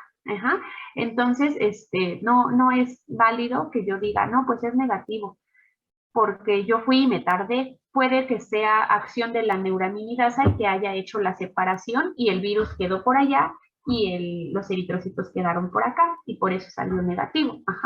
Nada más es para que tengamos en consideración. Ya más adelante les digo que en la parte práctica va a ser más fácil que veamos todo esto ya con las diluciones. Mañana van a haber diluciones. Ahorita no nos vamos a meter con ello. Y bueno, aquí les platico, ¿no? Por ejemplo, aquí hay algunos ejemplos de estos virus. Sin embargo, no son las únicas familias. Pero no porque sea su familia, quiere decir que todos los de la familia van a ser hemoaglutinantes. No todos, solamente algunos. Algunos van a tener hemoaglutininas. Y algunos otros van a tener esta misma capacidad, pero no van a tener esa proteína que se llama así. Entonces es ahí cuando ocurre la hemoabsorción. La hemoabsorción es igual la capacidad que va a tener una proteína externa de un virus para unirse con un eritrocito. Pero ya no se le llama hemoaglutinación porque no es acción de una hemoaglutinina, es otra proteína que también tiene esa capacidad, ¿no? También tiene esa capacidad de unir eritrocitos. Y bueno, aquí les pongo el virus de la influenza. Este virus de la influenza, aquí ya podemos ver, por ejemplo, esta es la nucleocápside porque es un virus envuelto. Es un virus envuelto. Esta es la nucleocápside, que es la cápside, pero como está en el interior, pues se le conoce como nucleocápside. Nosotros aquí podemos ver la membrana, la envoltura, y aquí vemos a la hemoaglutinina, y acá está la neuraminidasa. Son sus proteínas externas que van a ayudarnos a hacer bueno, nosotros los utilizamos para prueba diagnóstica, pero él las utiliza para hacer esa unión y entrar a la célula. Nosotros nos estamos aprovechando de eso. Hemoabsorción es absorción con D. La hemoaglutinación es por acción de una hemoaglutinina.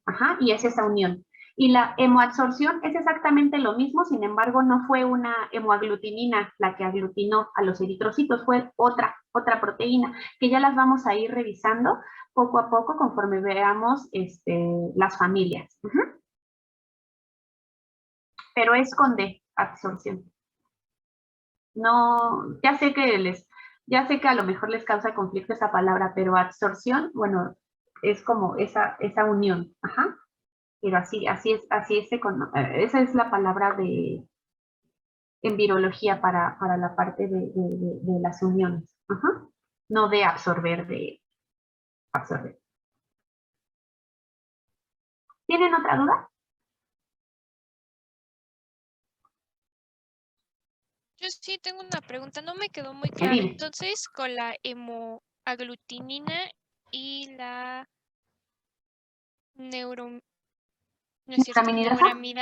la hemoaglutinina lo que va a hacer es que se va a unir a la célula, digo, al eritrocito.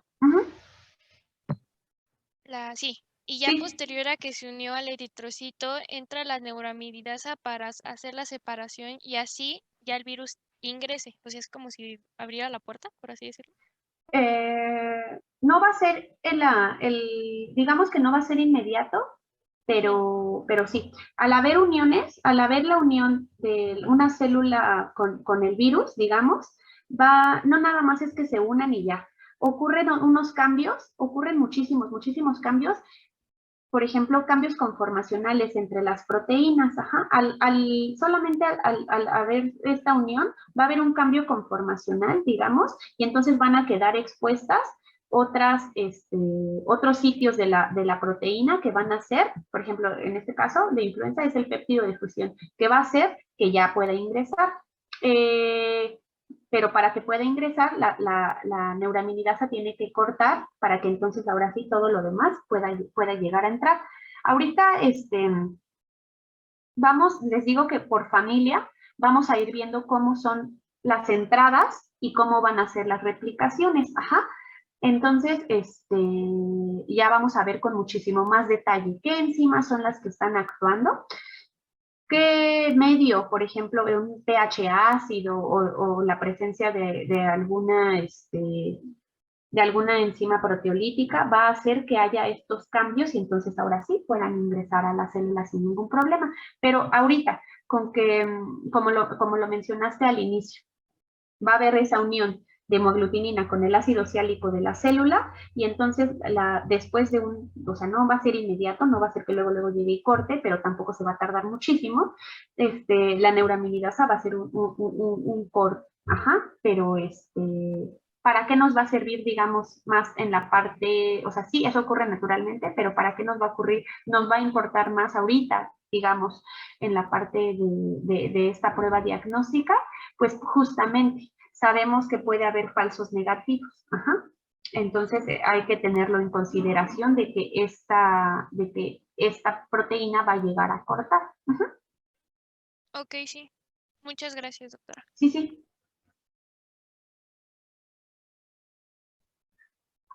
Por ejemplo, lo que me pregunta esta Wendy dice, ¿entonces solo los virus envueltos tienen esta capacidad o también los desnudos?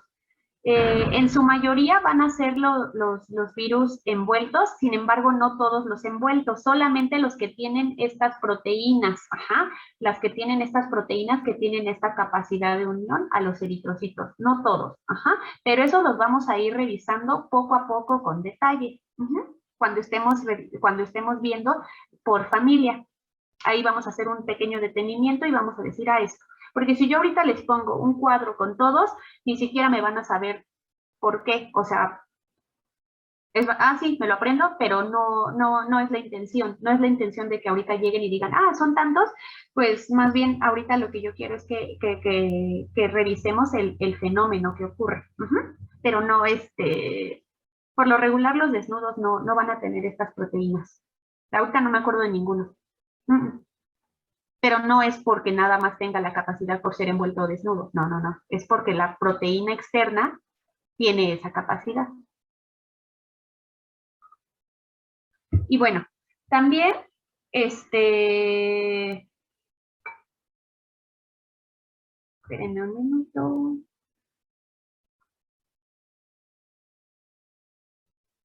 Bueno, ya nada más para terminar esta parte, les digo que la hemoaglutinación es una prueba diagnóstica. Ajá. Sin embargo, también tenemos otra prueba diagnóstica que se le conoce, bueno, que nos agarramos nosotros para que sea prueba diagnóstica porque ocurre normalmente. Y otra es la inhibición de la hemoaglutinación. La inhibición de la hemoaglutinación es un fenómeno que también ocurre normalmente y nosotros nos agarramos de ese fenómeno para que sea una prueba diagnóstica. Y bueno, ¿cómo es que pasa? Porque digamos que tenemos anticuerpos, ustedes se acordarán que hay anticuerpos específicos para diferentes agentes, ajá, y esos anticuerpos se tienen que unir de igual forma digamos, como al sitio antigénico, ajá, que va a tener en este caso, el virus va a tener un sitio antigénico y es ahí donde va a llegar el anticuerpo. Pues bueno, normalmente acá en esta imagen, acá arriba podemos ver una aglutinación, ¿no? Que es el virus, bueno, sí, la podemos agarrar como así. Tenemos a nuestro virus le pusimos un suero que no tiene anticuerpos, contra este virus y combinamos con eritrocitos. Entonces, pues al no haber nada que bloquee a esa unión, pues entonces va a ocurrir la hemoaglutinación, ¿no?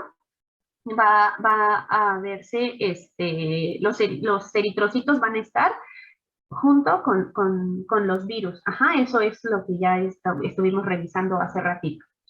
Ahora, en la imagen de abajo, quiero que vean que tenemos al virus y tenemos anticuerpos contra el virus. Ajá, anticuerpos neutralizantes contra ese virus. Y bueno, ¿a qué me refiero? A que esos anticuerpos van a tener sitios de unión al sitio antigénico del virus, va a ser específico, ajá, va a ser específico y lo va a atrapar. Entonces, al haber esta reacción, esta unión, digamos, los glóbulos rojos, pues no hay suficientes virus, más bien no está el virus que llegue y diga, ¡ay, me voy a unir al glóbulo rojo! No, porque ya lo atraparon los anticuerpos. Entonces, los glóbulos rojos van a quedar ahí solitos, van a quedar, nadie los va a atrapar y no va a haber una unión. Ajá. Entonces, a eso se le conoce como inhibición de la hemoaglutinación. Entonces, la inhibición de la hemoaglutinación es por acción digamos, de interferencia. ¿Qué es lo que va a interferir? El anticuerpo va a ir específico contra el virus y entonces el virus no va a quedar libre para atrapar a los eritrocitos y los eritrocitos van a quedar solitos y va a ocurrir, digamos que se van a ir al fondo, ¿no? O sea, como que eventualmente los eritrocitos se sedimentan por su peso, si están diluidos en agua se van a sedimentar. Entonces, por eso se ve como esta reacción. Ahorita no se preocupen en cómo se vería una reacción positiva o negativa, porque lo vamos a revisar en la práctica. Ahorita lo que nosotros queremos que quede más o menos claro es cómo ocurre la inhibición, y es por esto, por la presencia de anticuerpos neutralizantes contra el virus, los van a atrapar y entonces el virus ya no va a poder ir contra el eritrocito. Entonces el eritrocito queda libre. ¿Sí queda clara esta parte? ¿O hay muchas dudas? Está claro. Todo ¿Sí? claro. Sí. Entonces les digo que es por acción de estos anticuerpos. Ajá, es una reacción, digamos, de interferencia. Pues los atrapo y entonces pues quedan libres los eritrocitos. Y así es, del lado derecho es como se vería una imagen de una prueba, de una prueba diagnóstica. Esta prueba diagnóstica y de cómo se determina el título y qué cantidad tiene y eso lo vamos a revisar, lo vamos a revisar cuando lleguemos a la parte práctica, no se preocupen ahorita, solamente es una imagen ilustrativa. Vamos a ir viendo con calma. Entonces, ¿para qué nos va a servir, no? ¿Para qué nos va a servir esto que ocurre en la naturaleza? Bueno, les digo que ocurre normalmente. Que ocurre normalmente y nosotros podemos tomar esto como una prueba diagnóstica, por ejemplo, para cuantificar anticuerpos, ¿no? O sea, les digo que en el caso de la inhibición de la hemoaglutinación, bueno, pues cuántos anticuerpos tengo yo contra él y lo puedo ver con esta prueba. Les digo que hay alfa y beta, pero de todos modos lo vamos a revisar. También podemos identificar si los virus son hemoaglutinantes o no, si los virus tienen la capacidad de unirse a los eritrocitos o no. En el caso, por ejemplo, si yo veo una nueva enfermedad, ¿no? O sea, en una parvada de aves, digo, se me están muriendo todos de una enfermedad respiratoria. Bueno, ¿qué será? Esta prueba es muy, muy, muy, muy barata porque solo necesitamos eritrocitos, virus y suero. Entonces solo necesitamos eso. Entonces son de las más utilizadas por las normas oficiales mexicanas para, no sé, para diagnóstico de influenza, por ejemplo. Entonces, digo, bueno, pues es que se me están muriendo los animales, no sé de qué enfermedades, voy a tomar muestras de sangre y voy a mandarlas al laboratorio y que me digan, ¿no? Mínimo que me digan si es un virus hemoaglutinante. Y ya dentro de los virus hemoglutinantes reduzco ya más mi universo de posibilidades y digo, bueno, de aves, ¿cuántos virus hemoglutinantes tengo? Y entonces ya empiezo a hacer como como que empiezo a cortar más mis diagnósticos. Ajá. Y bueno, solamente eso es uno de los usos, ajá. Hay otros que son, por ejemplo, para vigilancia epidemiológica, o después de aplicar una vacuna, o para ver si son positivos o negativos, ajá, estos animales. Va a quedar muchísimo más claro cuando ya veamos diluciones y cuando veamos, ¿no? Cuando veamos exactamente la prueba. Ajá. Ahorita nada más con que sepamos el concepto de cómo ocurre. Y bueno, nada más les menciono que hay sueros, por ejemplo, en el caso de la inhibición de la hemoaglutinación, hay sueros que van a tener inhibidores de la hemoaglutinación, es decir, puede que no haya anticuerpos específicos contra el virus, sin embargo, el suero tiene inhibidores inespecíficos que va a hacer que no se unan y eso no quiere decir que ese suero es positivo, ¿no? Que ese suero es positivo a anticuerpos. Entonces, los tenemos que retirar por diferentes efectos. Ya lo vamos a ver, hay químicos y hay físicos, ¿no? Químicos, pues algunos quelantes y físicos, no sé, calentándolo. Pero no se preocupen, cuando veamos la parte ya, la práctica, en el cronograma está, no me acuerdo qué día es, pero creo que es como la cuarta más o menos. Pero bueno, entonces cuando veamos específicamente esta prueba, ahora sí vamos a poder entender más la aplicación de este fenómeno que ocurre normalmente. ¿Hay alguna duda?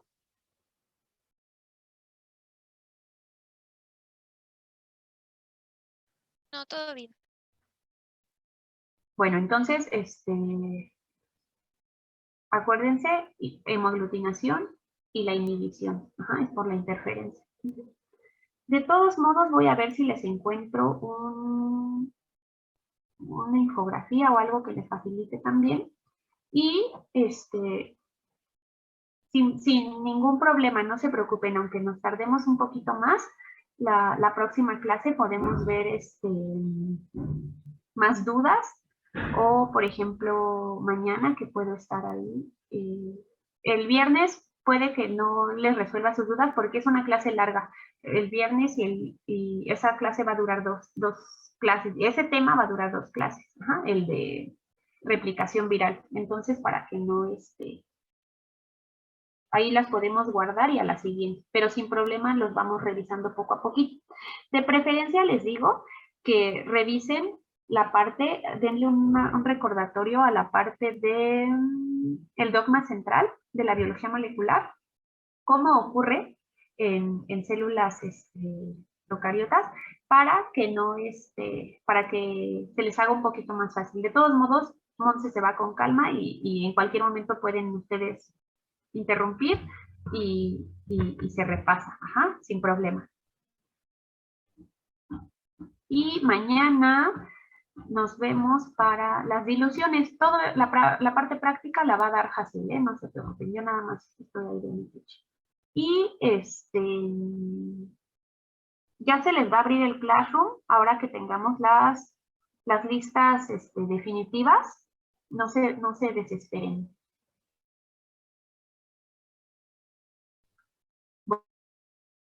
Entonces el día de mañana, si no tienen más dudas. Sí, muchas gracias, doctora. Gracias, Gracias, doctora. Gracias. Bueno, Gracias, nos hasta luego. vemos. Cuídense. Adiós.